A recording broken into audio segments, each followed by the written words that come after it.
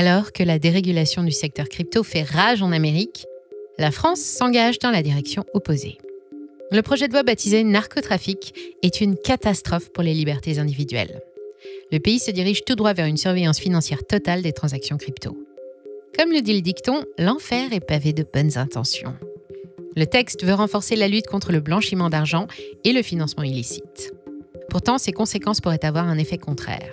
À croire que le véritable but de la loi narcotrafic est justement de favoriser les activités des narcotrafiquants. Et oui, si vous noyez les transactions criminelles dans un flot de signalements inutiles, que se passe-t-il ? Alors, quelle est la réelle motivation derrière cette loi ? S'agit-il uniquement de lutter contre la fraude ou bien y a-t-il une volonté plus large de contrôle des citoyens ? On se penche sur ces questions dans cette vidéo, mais juste avant d'entrer dans le vif du sujet, nous avons une petite requête pour vous.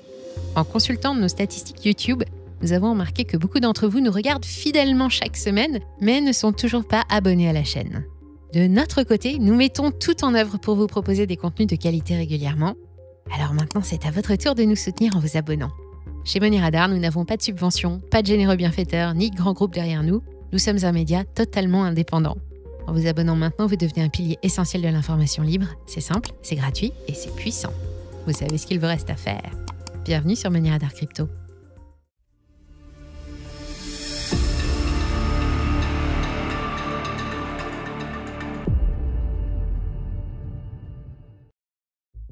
Il faut durcir la régulation crypto en France. Voici globalement ce que propose le projet de loi narcotrafic. Après validation au Sénat, il reste l'étape de l'Assemblée nationale avant une mise en application. Nous serons fixés le 18 mars prochain. En attendant, que propose concrètement ce texte ? Toutes les transactions supérieures à 1 000 € pour les acteurs PSAN seront signalées à Tracfin. Pour rappel, un PSAN est un prestataire de services sur actifs numériques enregistré auprès de l'autorité des marchés financiers. Tracfin est une cellule de renseignement rattachée au ministère de l'Économie. Le sigle signifie « Traitement du renseignement et action contre les circuits financiers clandestins ». Tracfin lutte contre le blanchiment d'argent, le financement du terrorisme et les fraudes financières en analysant les transactions suspectes. Maintenant, imaginez un peu, toutes les transactions crypto supérieures à 1 000 € seront signalées. Que ce soit les transferts entre un PSAN et un wallet non custodial, donc les dépôts et les retraits, les transactions entre deux PSAN, les transferts internes au sein d'un même PSAN et les opérations d'achat-vente de crypto via un PSAN. Si ça vous choque déjà, attendez de voir la suite. Car jusque-là, il s'agit plutôt d'un alignement vis-à-vis du secteur bancaire classique et de ses paiements numériques. Lorsque vous envoyez un virement de plus de 1 000 € à un ami, celui-ci est automatiquement signalé à Tracfin, sans pourtant qu'une enquête soit ouverte. C'est d'ailleurs la même réglementation pour les paiements en espèces. Ce niveau de surveillance existe depuis 2013 dans le cadre de la communication systématique d'information, aussi appelé COSI. Joli nom pour un système de surveillance. Si ce projet de loi s'arrêtait là, on pourrait encore comprendre. Sauf que, comme vous vous en doutez, la loi narcotrafic va bien plus loin qu'un simple alignement du secteur crypto et du système bancaire classique. Cette nouvelle offensive législative s'attaque directement à la vie privée financière.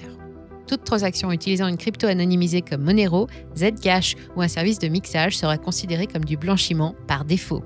Autrement dit, si vous utilisez du Monero ou un mixeur pour anonymiser vos activités financières, vous devenez automatiquement un potentiel criminel aux yeux de la loi. Certains bridges pourraient aussi être visés.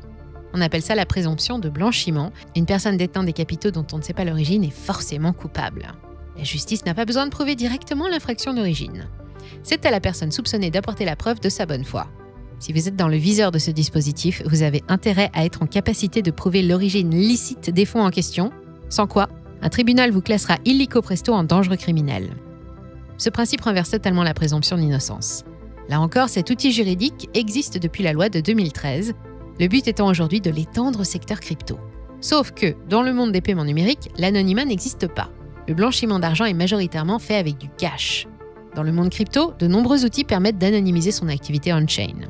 Avec la loi narcotrafic, ils seront tous interdits. Si ce projet de loi est adopté, nous allons droit vers la fin de la confidentialité, et ce n'est pas bon du tout.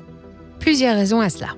Tout d'abord, cette surveillance généralisée va noyer Tracfin dans un flot de faux positifs, comme l'explique Waltio, l'entreprise française spécialisée dans l'aide à la déclaration fiscale de crypto-monnaies. Les transactions supérieures à 1 000 €, il y en a beaucoup. Une infime minorité est liée à de l'activité criminelle. En ajoutant un nombre important de signalements, les transactions criminelles seront davantage diluées. Imaginez que vous souhaitiez faire passer de la drogue à une frontière. Au poste de contrôle, 3 agents sont chargés d'effectuer les fouilles. Préférez-vous qu'il y ait 10 personnes dans la file ou 10 000 ? Avec un grand nombre de personnes, les agents ne peuvent pas contrôler tout le monde et vous avez plus de chances de passer facilement. D'une certaine manière, ce type de loi peut donc a fortiori favoriser les transactions criminelles. D'autre part, la question de la sécurité des données se pose. Si TracFin subit une fuite de données, des hackers pourraient avoir accès à de précieuses informations sur les montants crypto détenus par les gens et leurs identités. En devenant un point de centralisation de la data, TracFin devient aussi une cible de choix pour les hackers. Les exemples de fuite de données d'organismes administratifs ne manquent pas. Combinez cela avec les récentes histoires sur les extorsions violentes et les enlèvements, les autorités devraient plutôt défendre la confidentialité financière. L'autre paradoxe, c'est que cette réduction drastique de la confidentialité des transactions va favoriser les alternatives non régulées, comme les plateformes offshore. BitGet, par exemple, n'est pas encore enregistré PSAN avec un KYC léger pour s'inscrire. En revanche, en cas de problème, vous n'avez pas les mêmes garanties si vous perdez vos fonds avec ce genre de plateforme.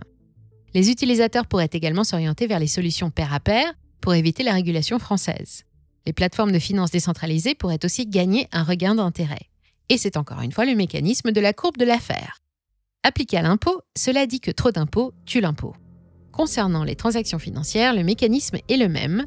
Une régulation et une surveillance étouffante vont pousser les gens à se tourner vers d'autres solutions plus occultes. La volonté initiale des autorités de maximiser la protection des investisseurs induit l'effet inverse. Concernant l'interdiction de l'anonymat des transactions crypto, il y a beaucoup à dire.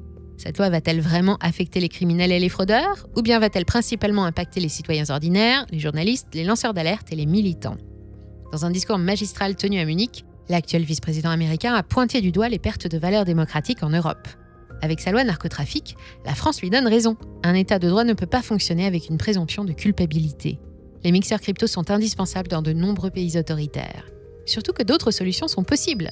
La blockchain est sûrement l'un des pires endroits pour blanchir de l'argent sale. Donc plutôt que de considérer comme suspect l'anonymisation des transactions, les autorités devraient mettre l'accent sur l'investigation policière. Aujourd'hui, des outils de tracing permettent de remonter aux sources des financements des activités criminelles, surtout si celles-ci utilisent des blockchains.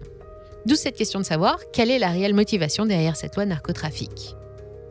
Peut-être cache-t-elle une volonté plus large de contrôle des citoyens. L'Union européenne est en train de bâtir un système de surveillance financière généralisé. L'euro numérique, dont nous avons maintes fois parlé sur cette chaîne, est le centre de cet édifice. Pour que ce genre de système soit efficace, il ne faut laisser aucune échappatoire aux citoyens, aucune porte de sortie.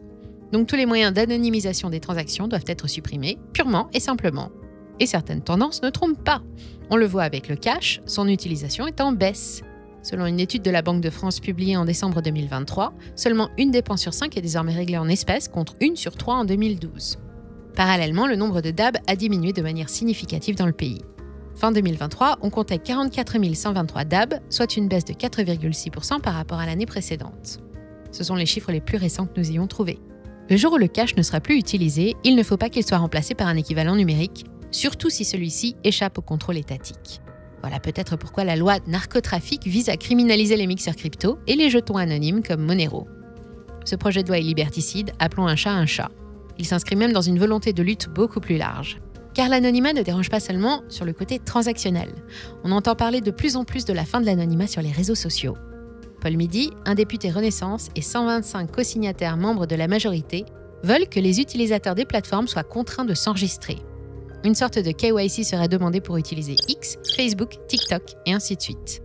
Le but est d'être identifiable par la justice en cas de besoin, tout en restant anonyme aux yeux du public.